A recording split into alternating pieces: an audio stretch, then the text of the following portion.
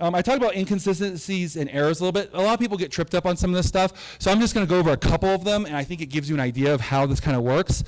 Okay, so in Matthew, we have that it says that the centurion came personally himself to Jesus, and then Luke, it says that he sent someone on his behalf, okay?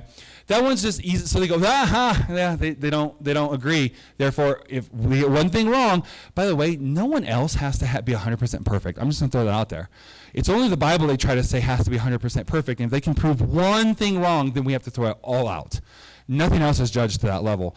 Like I said, those Alexander the Great biographies, they said they are mostly accurate. They didn't even say 100%, but that's perfectly okay. But if Matthew said that the centurion came to Jesus and Luke said that he sent a servant on his behalf, then let's just get rid of all of Christianity because, they're a bunch of heretics who can't even get their story straight, okay? So we can see that we're being held to such a higher standard and we're still passing it.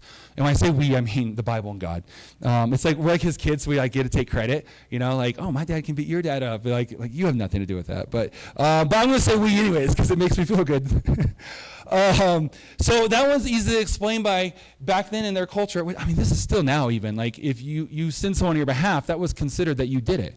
Like if someone asked me to do something and then I sent an employee to do it, I still did it. I got the job done, right? Like you would never be like, well, you didn't.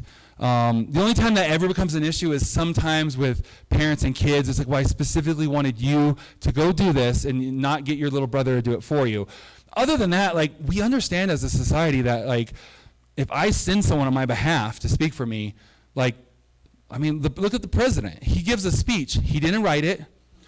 Half the time, if it's a statement, he doesn't even give the speech. He has a secretary of something come up and give it for him on his behalf. Didn't write it, didn't deliver it, but it's still his words. He said, hey, we need to address this. What are we going to say? Okay, yep, oh yeah, that's good. Okay, hey, I don't have time. I got something else I'm doing. Go deliver this as a press conference.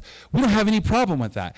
And that is essentially what is happening. It's just the centurion said. So one of them was very literal and said, hey, he sent someone on his behalf, and someone else just said, he came and asked Jesus. Very minor thing there. There's no other version of that we'd ever disagree on that on. There's another one where they say, hey, here's a discrepancy.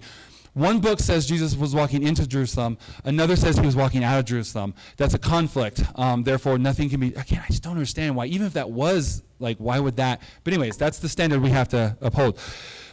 They said, Jerusalem, you guys, this is going to be really easy because of anyone who's lived here for a little bit. You guys are going to understand this. Is it McGill or is it Ruth that was moved several times? Ruth. Okay, I was told it was moved 3 different times because the mind kept moving it, right? That's what happened with Jerusalem, essentially. Not literally the exact same, but basically it was moved several times. And so depending on your perspective, you were coming in or out of Jerusalem based on where you were. And so imagine if we took McGill and we said that is now annexed into Ely. And so that's part of Ely now, right? So I'm new. So if I came in and you were coming from whatever, new that part of town, I would say you're coming from Ely. You were coming from Ely. But someone else would say, no, they're coming into Ely. There'd be a difference of opinion there. And we could even argue. We could even, about, that's McGill. I will not recognize that as part of Ely. And you could argue and get really dogmatic about that, but both would be accurate. The person who said you're coming from Ely and the person who said you're coming into Ely would both be right at that point. So little things like that. I want to put it into a little bit of a modern example. Let's say something, you're at the store, and you see an outfit or something you like, right? And let's say you're a parent and you have your kids with you, and one of your kids says, oh, that's cool. And your other kid sees it and goes, that's hot, right? Those have exact opposite meanings. So historically speaking, from 500 years from now, this doesn't make any sense. One of them said it was cool, one of them said it was hot. Those are opposites, but we understand in context, those both just mean I like that. So any of those little things like that, it comes down to those kind of things.